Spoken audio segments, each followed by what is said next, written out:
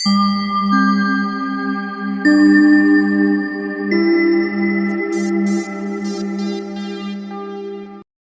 Everyone, मैं हूं शबनम और आपका मेरे चैनल कुकिंग क्लस्टर में इस्तकबाल है। आज मैं आपके लाई हूं बहुत ही यम्मी डिलीशियस हलीम या दलीम की रेसिपी, जिसे बनाना बहुत ही आसान है। हाँ, थोड़ा इसमें टाइम ज़्यादा लगता है, लेकिन ये टेस्ट में बहुत ही अच्छा होता है। अगर हम इसकी तैयारी पहले से ही कर ले थोड़ी, तो इसे बनाना बहुत ही आसान है।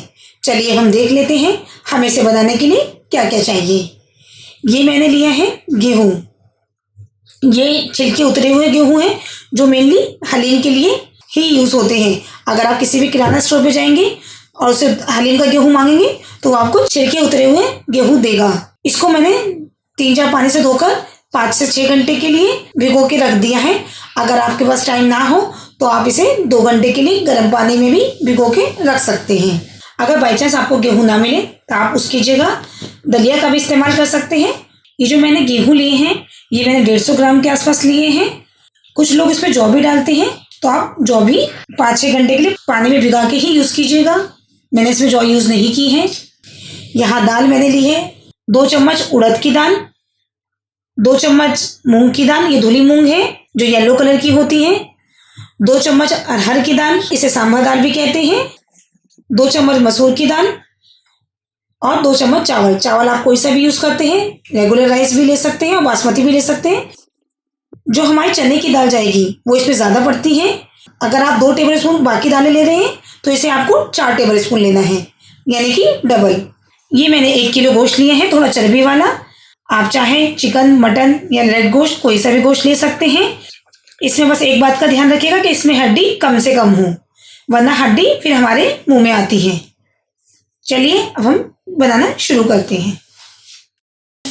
सबसे पहले हम सारी दालों को और चावल को अच्छे से मिक्स करके धो लेंगे और उसके बाद इसे हम कुकर में अच्छे से पका लेंगे।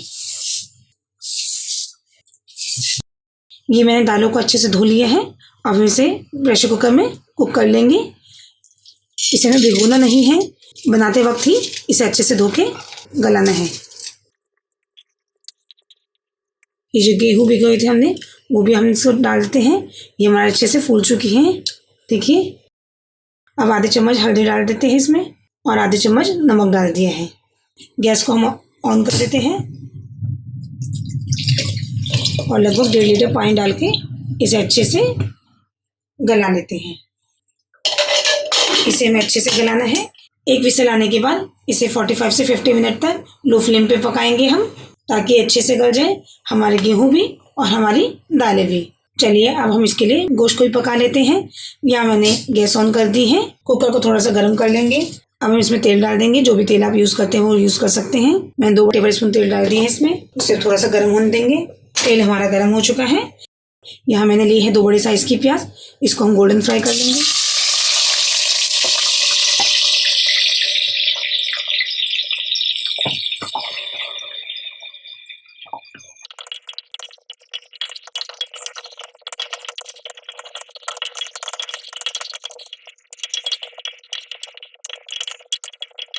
ये देखिए प्याज हमारे फ्राई हो चुकी हैं। अब हम इसमें अपना गोश्त डाल देते हैं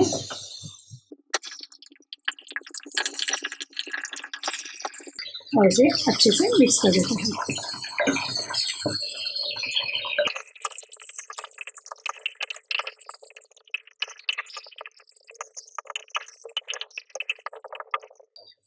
अब इसमें हम अपने मसाले डाल देते हैं। यहाँ मैंने लिया है 3 टेबल स्पून अदरक लहसुन का पेस्ट, 1 चम्मच लाल मिर्च ली है, 1 चम्मच नमक लिया है, आधी चम्मच हल्दी ली है, आधे चम्मच गरम मसाला लिया है और 2 चम्मच धनिया ली है। मिर्च अपने टेस्ट के अकॉर्डिंग आप कम या ज़्यादा कर सकते हैं। ये भी इसमें डाल देते हैं। ये मैंने हरी मिर्च ली है 7-8, इसको मैंने बीच से काट लिया है बस। इसको भी हम इसमें मिक्स कर देते हैं।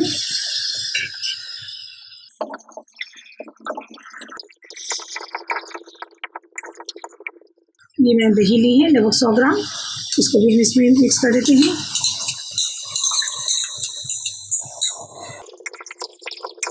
और इसको हम अच्छे से भूनते हैं जब तक इसका सारा पानी खुश्क ना हो जाए। अगर आपने हमारे चैनल को सब्सक्राइब नहीं किया है, हमारे चैनल को सब्सक्राइब कीजिए और हमारी आने वाली नई वीडियो की नोटिफिकेशन के लिए बेल आइकन को प्रेस करना नहीं भूलिएगा। ये देखिए गोश्त हमारा अच्छे से भुन चुका है, मसाले ने तेल छोड़ दिया है, पानी बिल्कुल खुश्क हो गया है। अब हम इसमें गलने का पानी डाल देंगे। इसमें गलने का पानी हम थोड़ा ज़्यादा डालेंगे क्योंकि इसे डबल गलाना है। इसका मतलब इसे ज़्यादा गलाना है एकदम, ताकि इसका रेशा एकदम अलग हो जाए। फिर ये अच्छे से घुट जाता है, वरना इसे घोटने में परेशानी होती है। यहाँ मैंने लगभग 500 ml तक पानी डाल दिया है। अब हम इसे कवर कर देते हैं। एक सीटी आने के बाद इसे 40 से 50 मिनट तक हमें लो फ्लेम पे इसे पकाना है। ये देखिए हमने जिसमें दाल और गेहूं वगैरह पकाया था उसे हमने बंद कर दिया है। अब हम देखते हैं कि गल गया है अच्छे से या नहीं गला है। देखिए ये अच्छे से गल गया है। अब इसको मैशर या दलघुटनी से अच्छे से और घोट देते हैं ताकि ये अच्छे से और मिक्स हो जाए। देखिए अच्छे से घुट गया है। अब हम गोश्त को भी देख लेते हैं कि वो भी अच्छे से गल गया है या अभी कम गला है। लगभग 50 मिनट हो चुके हैं। हमने गोश्त वाली गैस भी बंद कर दी है। अब इसमें प्रेशर है, प्रेशर को अपने आप से रिलीज होने देते हैं। देखिए हमारे कुकर का प्रेशर खत्म हो चुका है। इसे भी हम ओपन करके देखते हैं। चलिए हम दिखाते हैं आपको कि गोश्त हमारा कितने अच्छे से गला हुआ चाहिए।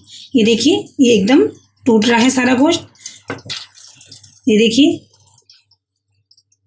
गोश्त हमारा बहुत अच्छे से गल गया है एकदम। ऐसे ही हमें गला हुआ होना चाहिए, तभी हमारा हलीम बहुत अच्छे से मिक्स होगा और बहुत अच्छा टेस्ट में बनेगा। अब इसे भी हम दलघुटनी से अच्छे से घोट देते हैं या आप किसी मैशर से भी घोट सकते हैं। ये देखिए मैंने पाव भाजी वाले मैशर लिया है। इसे अच्छे से गोश्त को मैश कर देते हैं। गोश्त हमारा अच्छे से गला हुआ है, इसे मैश करने में बिल्कुल भी टाइम नहीं लगेगा।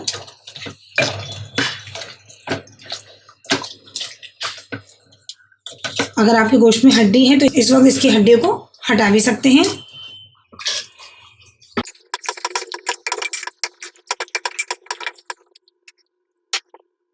ये देखिए एकदम अच्छे से मैश हो गया है। चलिए अब हम इन दोनों चीज़ों को किसी एक बड़े बर्तन में कन्वर्ट कर देते हैं ताकि हमें मिक्स करना आसान हो जाए।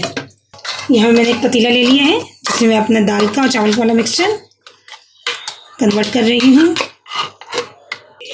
अब मैं इसमें अपना गोश्त वाला मिक्सचर मिक्स कर देती हूँ। दोनों मिक्सचर को हमने अच्छे से मिक्स कर दिया है। अब हम अपनी गैस ऑन करते हैं और दलघुटनी की हेल्प से इसे और घोटते हैं ताकि ये अच्छे से और मिक्स हो जाए। लगभग 10 से 15 मिनट तक इसे अच्छे से मिक्स करना है। आप इसकी कंसिस्टेंसी पतला करने के लिए इसमें पानी डाल सकते हैं।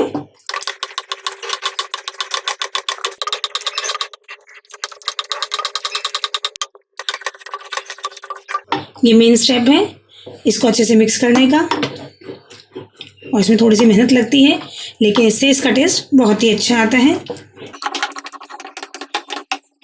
ये देखिए मैंने इसे अच्छे से मिक्स कर दिया है। एकदम दाल, चावल और गेहूँ, गोश्त वगैरह सब अच्छे से मिक्स हो चुके हैं। अब इसको 10 से 15 मिनट तक लो फ्लेम पर रख देंगे। अब इसमें आधा चम्मच गरम मसाला भी डाल देते हैं ताकि इसमें खुशबू बहुत अच्छी आए। चाट मसाले भी डाल देते हैं लगभग 1 चम्मच। ये ऑप्शनल है लेकिन इससे इसका टेस्ट बहुत अच्छा आता है। इसे मिक्स कर देते हैं अच्छे से। चलिए अब हम इसे लो फ्लेम पे रख देते हैं और इसका तड़का तैयार कर लेते हैं। तड़का अगर हम ऊपर से डालते हैं तो इसका टेस्ट बहुत ही अच्छा आता है। तड़के के लिए मैंने फ्राई पैन गरम कर लिया है। अब इसमें मैं तेल डालती हूँ। आप चाहे तो देसी घी भी डाल सकते हैं। 2 चम्मच मैंने तेल डाल दिया है इसमें। इसे गरम होने देते हैं। तेल हमारा गरम हो चुका है। इसमें हम थोड़ा सा देसी घी भी डाल देते हैं। देसी घी का टेस्ट में बहुत अच्छा आता है। ये मैंने 2 मीडियम साइज की प्याज ले ली है तड़के के लिए। इसे हम अच्छे से गोल्डन फ्राई कर लेते हैं।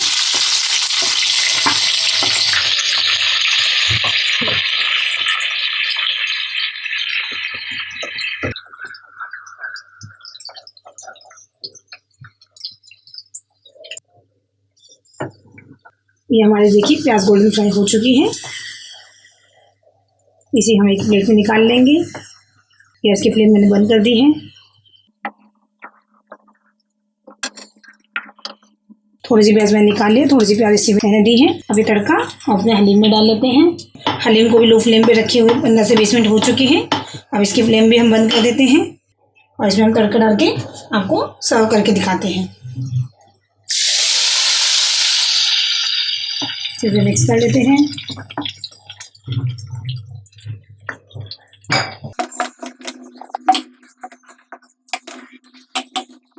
ये देखिए कितना अच्छा हलीम तैयार हो गया माशाल्लाह।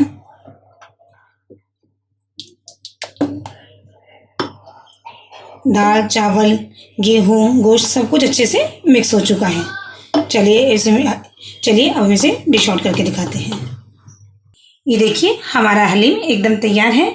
इसको हम गार्निश करते हैं थोड़ी सी प्याज से, जो मैंने रख ली थी थोड़ी सी, क्योंकि इसमें प्याज का क्रंच बहुत ही अच्छा आता है।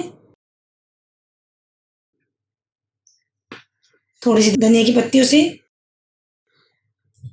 थोड़ी सी मिर्ची से, मिर्ची ऑप्शनल है, अगर आप थोड़ा तीखा खाते हो तो यूज़ कीजिएगा, वरना स्किप कर दीजिएगा। और नींबू के बगैर तो ये एकदम अधूरा ही है।